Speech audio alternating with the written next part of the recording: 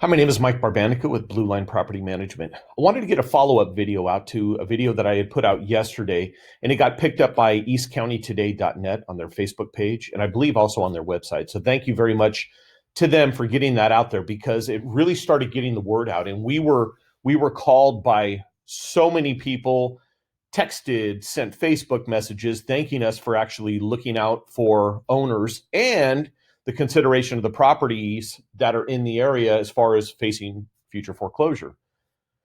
Our goal is we don't want that for anybody.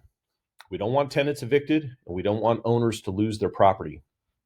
But I did, when in reading some of the comments, saw that there were some people out there that have a belief system, and probably understandably so, that owners are just these rich, living up in a tower, have money to burn, and that's not your average owner that we deal with. Are there owners that are that way? Yes. Generally speaking, do we see them? Very few, very few. Here's the average person that I work with and that we see locally in the area. This is your average owner. They're just like me and you. They get up every day, they go to work, they send their kids to school, they pay their bills, they save money.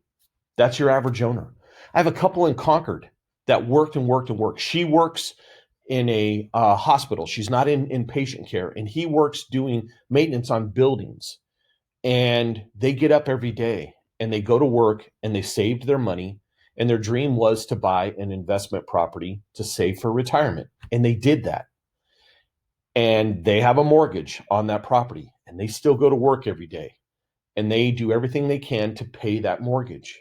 They send their kids to school, but their goal is they don't want to lose that property because that is their retirement. That's what they've saved for and worked for and sacrificed for.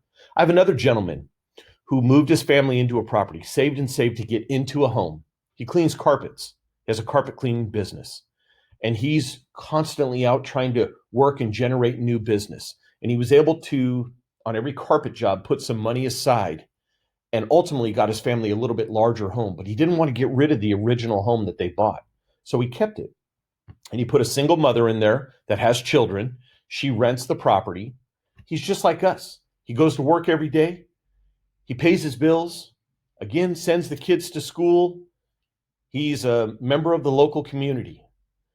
We have another gentleman who grew up in a home with his parents. They passed away. There was still a mortgage on the house. He didn't want to get rid of the home because that's a home he grew up in. So he turned it into an investment property, but he still has a mortgage on the property. He does HVAC work. He gets up every day. He goes to work. He's a member of the local community. This is your everyday average landlord.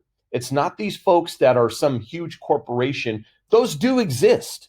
But your average everyday landlord is the person who saves, sacrifices, and puts some money aside so they could try to get into an investment property. And they make usually, especially when starting out, very little profit on each one of them. Their goal is first and foremost to keep the property in good shape, get a good tenant, and get their mortgage paid on the property. These laws are hurting those people. Those are members of our community. It's just like me and you. It's just like a tenant and a landlord. The only difference is maybe that tenant hasn't yet gotten to the point of being able to buy a home, but they want to in the future. We talk to tenants all the time that want to buy. We had one last week that closed escrow on a home. They were able to finally get into a home, and we helped them with that. And this isn't an ad for that. I'm not pushing to, hey, let's, call me, I'll help you buy. That's not what this is about. But seeing some of the comments of, well, forget about the landlords, forget them, and on and on. These are people just like you and me. They have families just like you and me. They pay their bills just like you and me.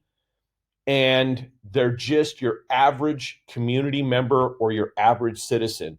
And I don't believe we should turn our backs on tenants, and I don't believe we should turn our backs on the owners either.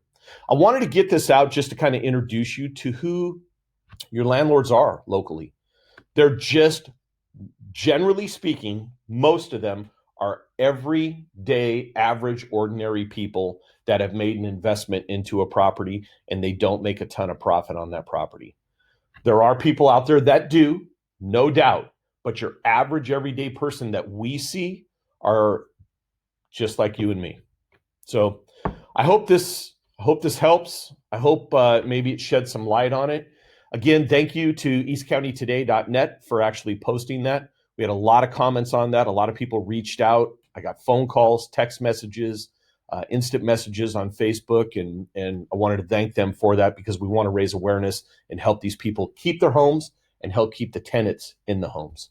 Thanks very much and have a great day.